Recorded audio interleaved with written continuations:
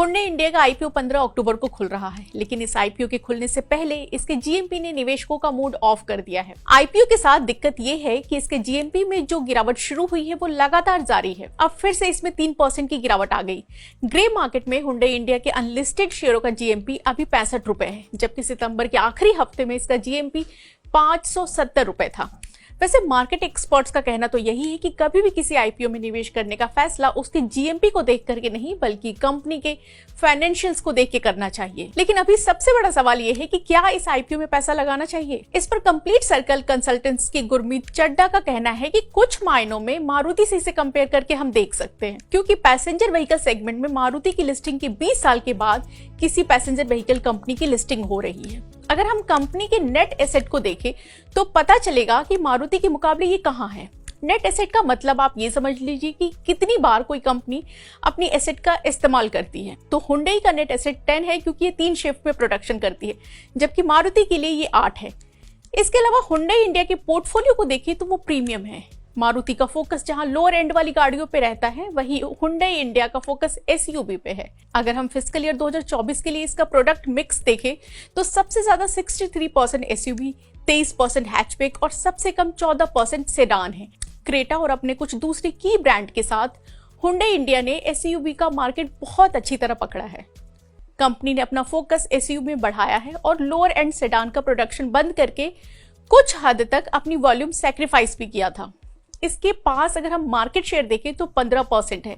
मारुति के बाद ये देश की दूसरी सबसे बड़ी ऑटो कंपनी है। अगर आप हुंडई इंडिया की पिछले 2-3 साल का ईपीएस ग्रोथ देखें तो ये 27 से 28% रहा है, जबकि रेवेन्यू ग्रोथ 17 से 18%। लेकिन इस दौरान वॉल्यूम ग्रोथ सिर्फ 6% रहा। हुंडई इंडिया का अगर आप पिछले 9 महीनों का प्रॉफिट देखें तो ये 4400 करोड़ के आसपास है। इस हिसाब से इसका मार्केट कैप 1.5 लाख करोड़ रुपए का है। यानी कंपनी का आईपीओ इस हिसाब से 25-26 के मल्टीपल पीई पर मिल रहा है। मारुति के शेयर भी फिलहाल करीब 26-27 के पीई पर हैं। यानी एक तरह से देखा जाए तो दोनों कंपनियों का पीई एक जैसा ही है। इस हिसाब से हुंडई इंडिया का आईपीओ ना तो बहुत सस्ता है और ना ही बहुत महंगा। कंपनी के परफॉर्मेंस के लिहाज से एक जरूरी बात यह है कि इसने तालेगांव में जनरल मोटर्स का प्लांट खरीदा है। अब देखना यह है कि इस प्लांट से कंपनी कितना प्रोडक्शन करती है। फिलहाल हुंडई इंडिया की प्रोडक्शन कैपेसिटी 8 से 1.25 लाख यूनिट है। अगर इसमें हम तालेगांव प्लांट का प्रोडक्शन भी जोड़ लेते हैं तो ये 10 लाख यूनिट तक पहुंच जाएगा।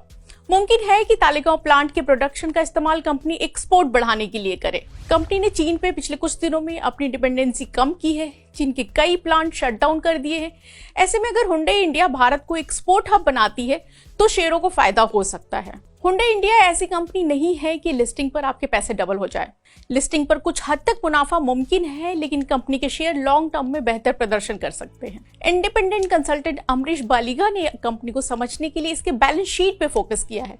उन्होंने कहा कि अगर हम कंपनी की बैलेंस शीट में डेट को देखें तो वो सिर्फ 750 करोड़ रुपए का है, जो बहुत कम है। अगर कंपनी कैश जनरेट कर रही है तो उसे फंड की जरूरत नहीं है। इसलिए अगर कंपनी के प्रमोटर्स स्टेक बेच रहे हैं तो इसमें चिंता की बात भी नहीं है, क्योंकि ये इशू पूरी तरह ऑफर फॉर सेल है और अगर इससे कोई पैसा मिलता है तो वो इसकी साउथ कोरियन कंपनी को जाएगा। 20 साल बाद किसी पैसेंजर व्हीकल का आईपीओ लिस्ट होने से मारुति के प्रीमियम पे कुछ हद तक फर्क पड़ सकता है। हुंडई इंडिया का रिटर्न रेशियो भी मारुति से बेहतर है। ज्यादातर ब्रोकरेज हाउस ने इस इशू को सब्सक्राइब करने की सलाह दी है। ब्रोकरेज फर्मों का मानना है कि ग्रोथ की मजबूत संभावना को देखते हुए, इसके दमदार फाइनेंशियल्स को देखते हुए और एसयूवी प्रोडक्ट की अच्छी रेंज को देखते हुए इसमें पैसा लगाया जा सकता है। आईसीआईसीआई सिक्योरिटीज के एनालिस्ट के मुताबिक हम इस आईपीओ से लिमिटेड लिस्टिंग गेन की उम्मीद कर रहे हैं। हालांकि उम्मीद है कि लिस्टिंग के बाद मीडियम से लॉन्ग टर्म में ये शेयर डबल डिजिट में रिटर्न दे जाए। ब्रोकरेज फर्म के मुताबिक पैसेंजर व्हीकल में अभी कंपनी के पास ग्रोथ की काफी संभावनाएं हैं। इसके साथ ही हुंडई मोटर इंडिया में ये क्षमता भी है कि वो ग्रोथ को पूरी तरह भुना सके। कंपनी ट्रांसमिशंस और इंजन बनाती है। 1 अप्रैल 2021 से लेकर के 30 जून 2024 के बीच कंपनी पैसेंजर व्हीकल एक्सपोर्ट करने वाली दूसरी सबसे बड़ी कंपनी है। वहीं शेर खान ने भी अपनी रिपोर्ट में कहा है कि वो डोमेस्टिक मार्केट के अलावा विदेशी मार्केट में भी अपनी पकड़ मजबूत बना रही है। फिस्कल ईयर 2024 में कंपनी की कुल वॉल्यूम में एक्सपोर्ट की हिस्सेदारी 21% थी।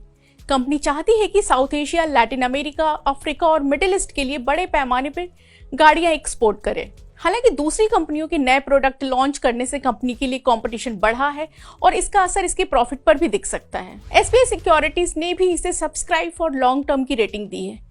उसने कहा है कि हुंडई मोटर इंडिया के आईपीओ में पैसा लगाया जा सकता है, लेकिन इसके लिए इंतजार करना होगा। ब्रोकरेज फर्म के मुताबिक मजबूत brand, blockbuster model, advance technology और हाई एक्सपोर्ट की संभावनाओं से कंपनी दूसरी कॉम्पिटिटर कंपनियों से अलग है। हालांकि ये तो रही कुछ अच्छी बातें, लेकिन इस आईपीओ को लेकर कुछ कंसर्न भी है। इसका सबसे बड़ा कंसर्न ये है कि किया मोटर्स और हुंडई मोटर्स के रिलेशनशिप को लेकर की चिंता जताई जा रही है। किया मोटर्स में 34% हिस्सेदारी हुंडई मोटर्स की है, जबकि हुंडई मोटर्स की कई सब्सिडियरी में किया मोटर्स की हिस्सेदारी है।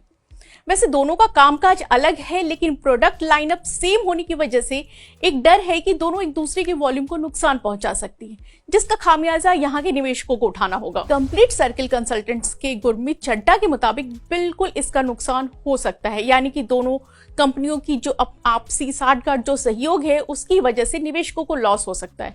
चड्ढा कहते हैं कि अगर आप उनके टॉप 10 सप्लायर को देखें तो उसमें 33% इंटरनल है। ऑटो इंडस्ट्री के लिए यूज होने वाला cost of goods sold metric देखें तो इससे पता चलता है कि आप कितनी चीजें इंपोर्ट करते हैं।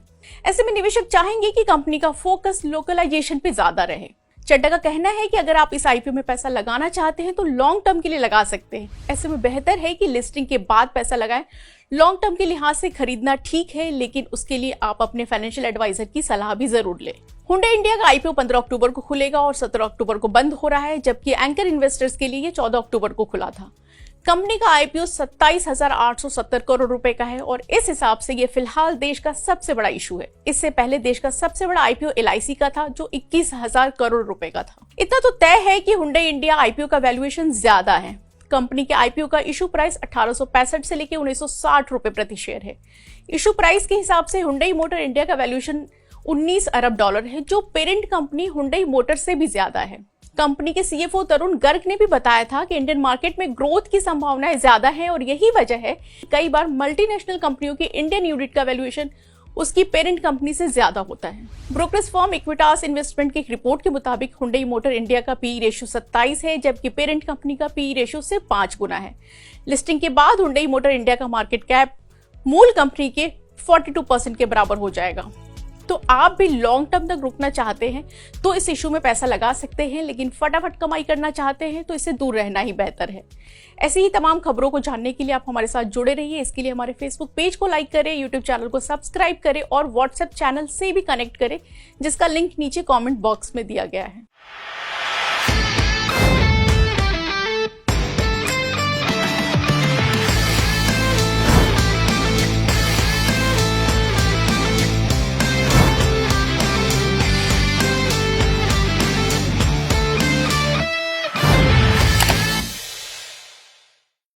बता दें कि मनी कंट्रोल पर दिए गए विचार एक्सपर्ट्स के अपने निजी विचार होते हैं। वेबसाइट या मैनेजमेंट इसके लिए उत्तरदायी नहीं है।